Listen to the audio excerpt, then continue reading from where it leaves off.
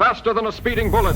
I ran until my muscles burned and my veins pumped battery acid. More powerful than a locomotive. An idea is like a virus. Resilient. Highly contagious. Able to leap tall buildings in a single bound.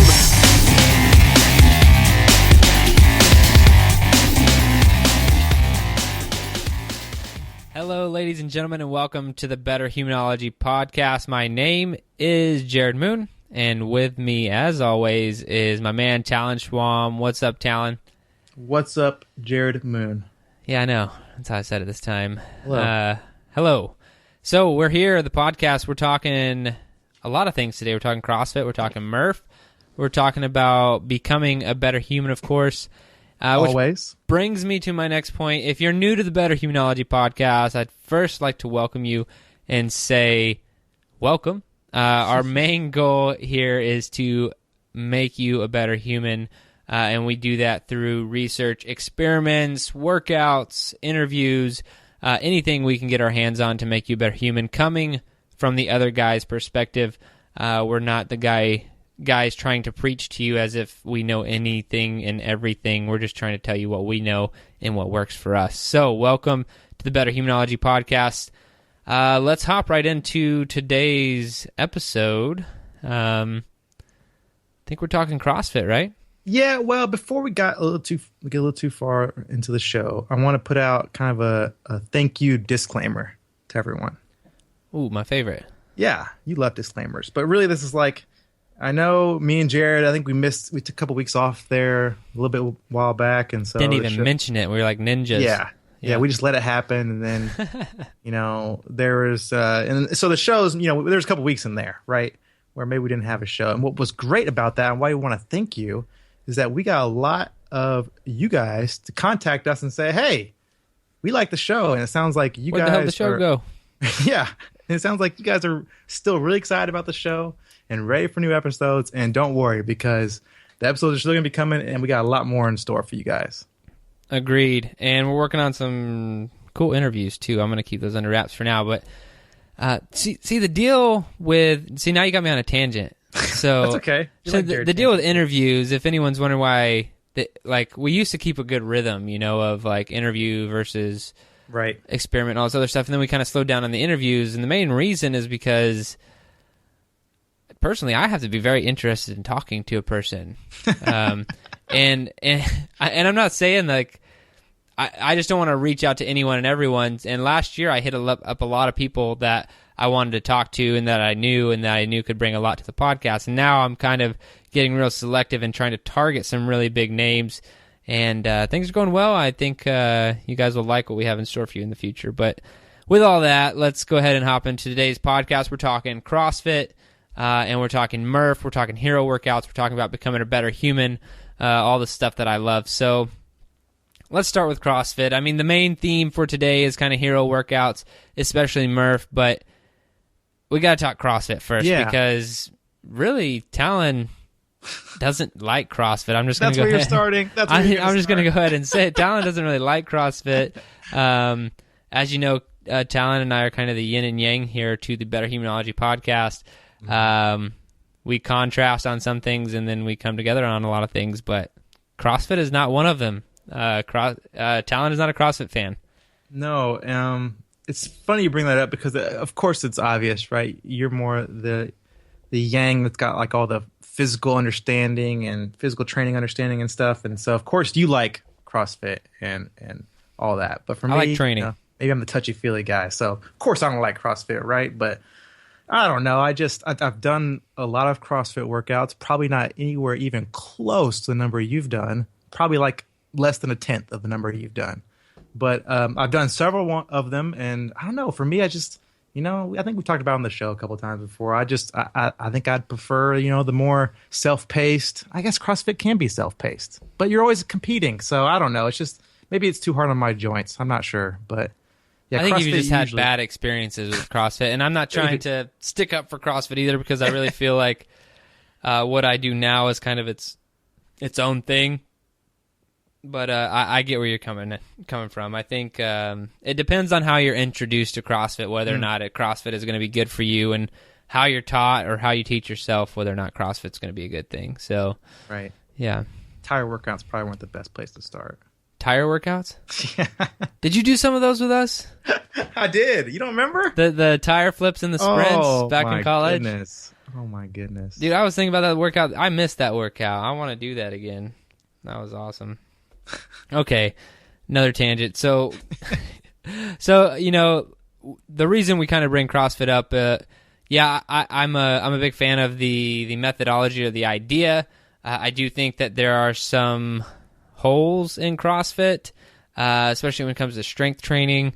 And I've talked about this stuff. I've exhausted this topic at Into 3 Fitness with different articles on you can't do random stuff and all sorts of crap. So I really like CrossFit, but I view CrossFit more as like a conditioning source rather than really a true strength and conditioning program, depending on who you are.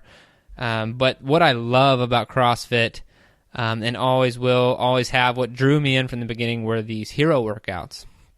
So if you're not familiar with CrossFit, and I know a lot of people out there are, but if you're not familiar, so CrossFit has girl and hero workouts, and the girl workouts are not for girls; they're just named after girls because Greg Glassman, the founder and CEO of CrossFit, said, like hurricanes are named after girls, right? So what else could leave you? Our bad storms. So what else could leave you devastated, like some tropical storm, some hurricane, and it's these workouts, these CrossFit workouts. So that's pretty cool. But the hero workouts are a little more serious. They are dedicated to a hero who lost their life defending their country, defending their nation, doing something heroic, and there is a workout named after them. And so these workouts always kind of center me and really bring my mental focus in really strong because being a military guy, I can really relate to some of this stuff. And I don't know, I love their hero workouts. Like I said, I always have. So, Talon, what are your thoughts on their hero workouts? I think it's such an awesome thing. I mean, I feel like I never knew the explanation about the girl stuff, so I think that was cool to hear. But it's so much more powerful, I feel like, when you name a workout after a hero. I feel like when you choose to go do that workout, I feel like you're that much more inspired not to quit and to work harder because I don't know. I think maybe when I go to the gym and I decide, hey, I'm going to do leg day or whatever, there's no name attached. There's no extra motivation or reason for me to I can, take it a little easier or slower today, whatever. There's no reason for that or to work harder. There's no reason. But when you have a name of a hero attached to what you're doing that day, I think you feel almost like you need to, like it's something that they like, you have to honor them. Like, I don't know. For me, it's I feel like it gave me an extra sense of motivation that I wouldn't usually have, and I think it's a really powerful thing. And you said being a name attached. Something I like to do when I'm doing a hero workout is actually take a Sharpie and actually write the hero's name on my arm or my leg or something.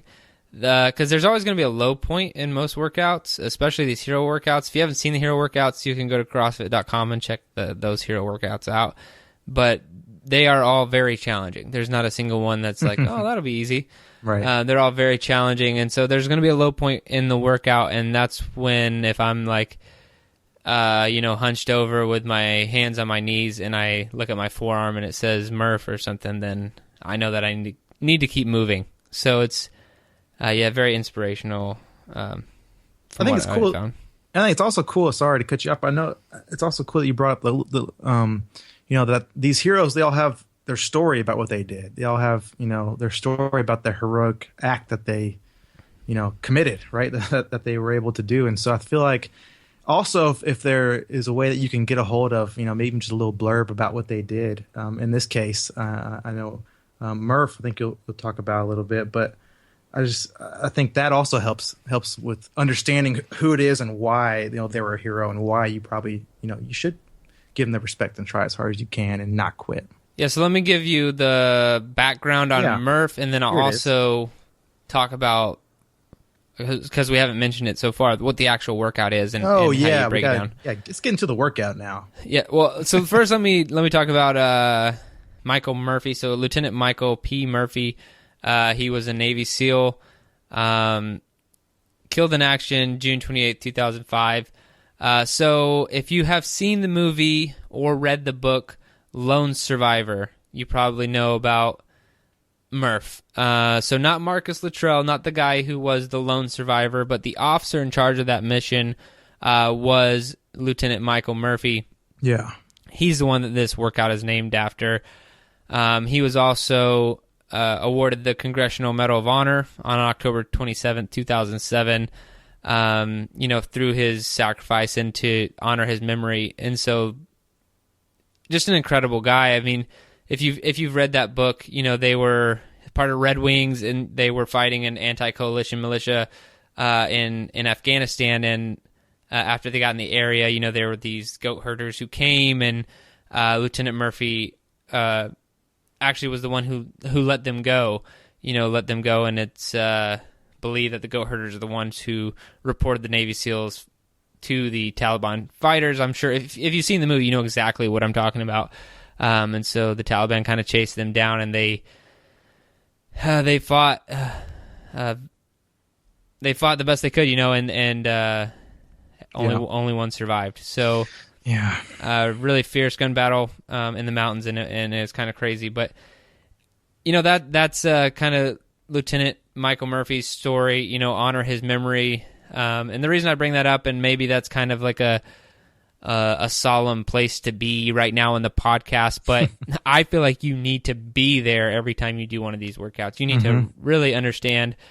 Something that actually kind of does irritate me is when a hero workout is posted somewhere for people to do, and they're only talking about the workout. They're like, okay, well, what do I do? How do I scale this? Or blah, blah, blah. And I'm like, can we just take a second, to like... right, to realize what you're honoring someone's memory right now. So and maybe that's just me, but speaking of all that, let me go ahead and break down the workout. So you don't have to, but if you can, you should wear a 20-pound body armor or weighted vest. Yeah, you don't have to, but if you got it, wear it is basically the rules of the workout. And the workout is run 1 mile. After a mile, come back, you'll do 100 pull-ups, 200 push-ups, 300 squats, and then you'll run a mile. And you can partition all of those calisthenics however you want. How I typically do it is 5 pull-ups, 10 push-ups, 15 squats, and you do 20 rounds of that, and it'll equal 100, 200, and 300. That's typically how I do it, and it is a brutal workout. I've done it a number of times, but Talon, this was actually your first time, right? It was my very first time doing Murph. You did it for the Better Humanology podcast in the name of becoming a better human. Put it to the test. So let me know, what did you think of the workout, man? I thought it was awesome. I know we talked about in the beginning of the show, I'm not a CrossFit guy, and I'd heard of Murph, but I didn't really know exactly what the workout entailed. And so when I did find out, I was like, oh, man, that's a lot. It's a lot of work, right? That's a lot of working out to do right there one time. When I told you what the workout was in its entirety, I remember your exact response was, yeah, maybe I can break that up over a couple days. And I was like, no, it's all one session, man.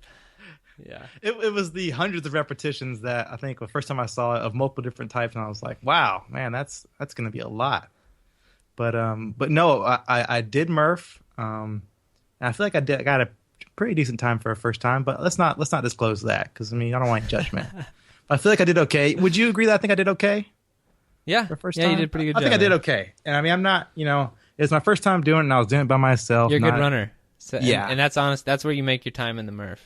That's probably what happened there. But man, it was definitely extremely challenging, and I didn't have anybody around me. I wasn't like running with anybody or doing the workout with anybody. I wasn't near a gym. I was at my house and then walking and running down the street. So for me, it was hard to continue to to maintain motivation until about halfway through, where it was like I just stopped trying to okay, well, I'll just get through it and force my way through it. And I started remembering like what it is. I think it's great that we talked about that earlier in the show, because that's really what I think these hero workouts are about. Even though I'm not a CrossFit fan, I think there really is some substance there to using these motivational stories and combined, with a really challenging workout that kind of works together to try and keep you, pushing yourself as hard as possible. And so for me, that's exactly where it hit. And, I had a really great experience, but I'll tell you what, afterwards, I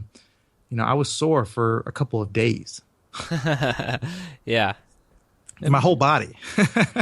It'll do that, man. I mean, so one of the questions I asked when we have guests on the podcast is, if you only had one piece of equipment to train with for the rest of your life, what would it be?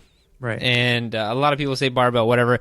If you asked me if you could only do one workout for the rest of your life, and it's literally you could only do one workout, it would probably be Murph. Oh, man. Because it's such a good workout. Like it really incorporates everything. And it's really, like you said, sore for a couple of days. I mean, yeah, you're hitting up. It has a lot of repetitions in it. It's got running in it. It can be brutal. With a weighted vest, it's even more brutal. And, I'm sure. Yeah. And I remember last year, so we did the Seal Fit podcast, where we talked about me and going to Seal Fit and doing that stuff, right? Yep. And so the only additional preparation I did to get ready for Seal Fit was I would do Murph once a week, and that was like in the middle of the summer here in Texas, which is pretty brutal. But Murph is just, it's one of my favorite workouts. It can be awful, it can be long, but really I think it's up there, man. I love the barbell, but Murph is up there with one of my favorite workouts of all time. It hits on so many different parts of your body. I mean, I'm not the the guy that's the expert on that stuff, but for me, I really felt like so many parts of my body were sore, as opposed to other workouts where, maybe I'll just get like my legs or upper body or whatever, So it was awesome.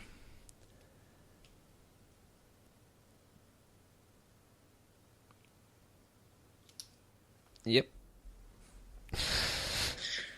So, what about your experience with your Murph, Jerred? So my most recent experience with Murph, the one we did for the podcast. Yeah, did you wear a 20-pound weight vest? Actually, I did not this time.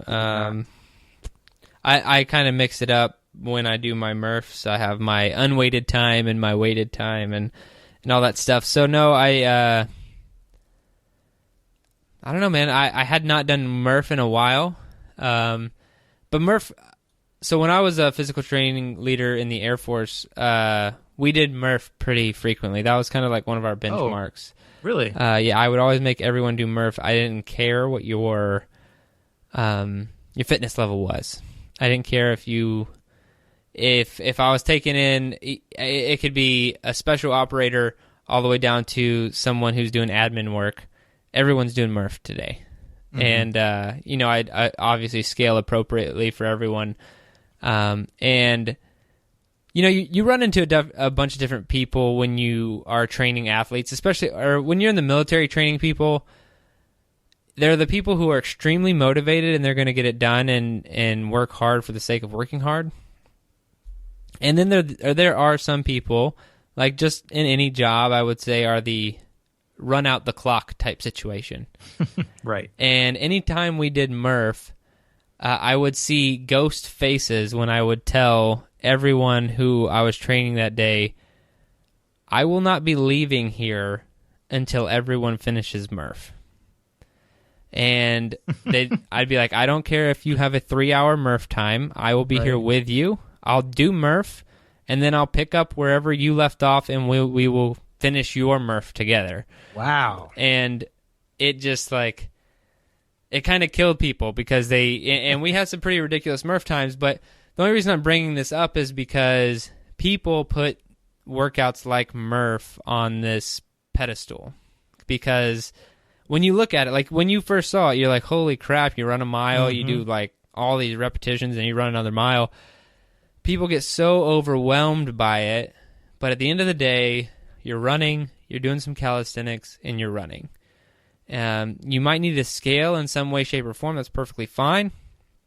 But you don't need to put it on some pedestal where, like, you don't do it or you're scared of it or anything like that. And that's true of all fitness, in my opinion, because I think that a lot of people, especially as people get older, they become scared of themselves. And you can't do that. You know, if you had to ask someone who's been working a desk job for the last 20 years, like, hey, man, what would happen if you sprinted 400 meters right now? I feel like you should always know the answer to that question.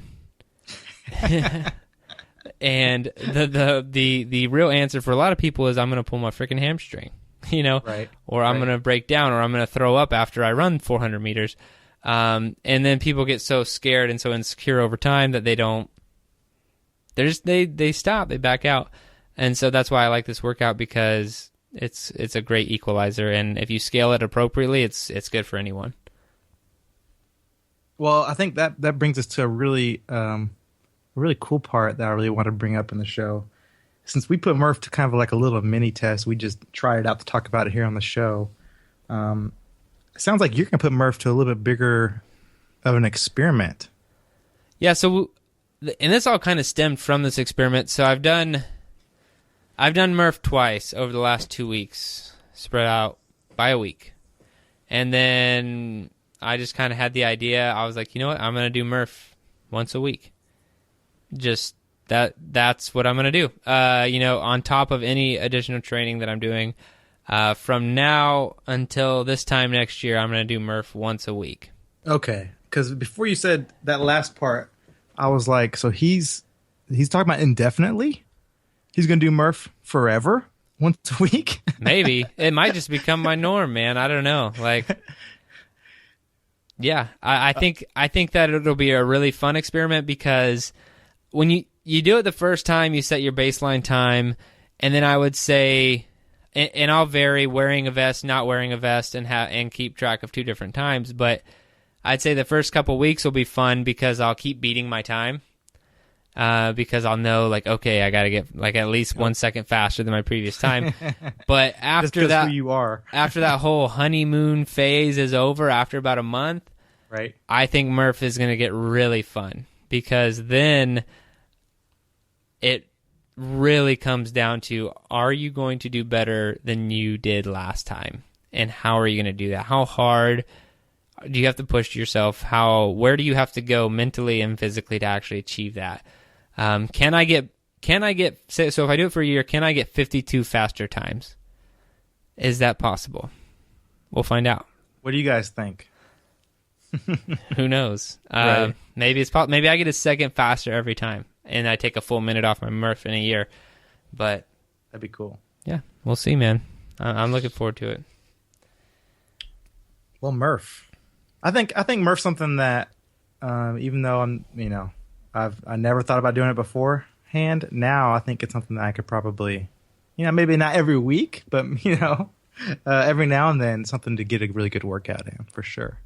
Yeah, I tend to go overboard with most everything. But, yeah, that's Murph. You know what? I would like to challenge the listeners to go out there, check out the Murph workout. I told you what it was already, but just check it out. Try it out.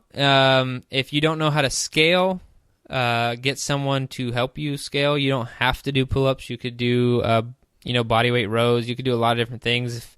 You could scale the repetitions. You could scale the miles. You could scale anything, and that's supposed to be the beauty of CrossFit, is the scalability of all the workouts. So find where you can start. If it's not the full Murph, then start somewhere and then work up to the full Murph. If it is the full Murph without a vest, start there. If it's the full Murph with the vest, go for it. But honestly, if Murph is taking you like way over an hour, then you should probably scale it down. But anyway, I want to challenge everyone out there to do Murph and challenge yourself. Become a better human this week. Absolutely. And if you haven't seen or read about Lone Survivor, and you want to know a little bit more about Captain Murphy, then check it out. Both of them are good. All right, guys. Thanks.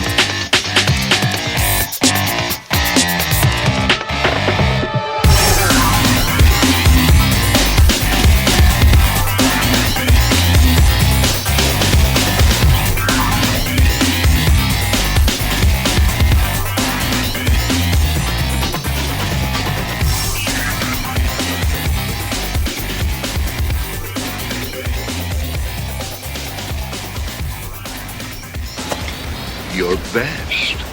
Losers always whine about their best.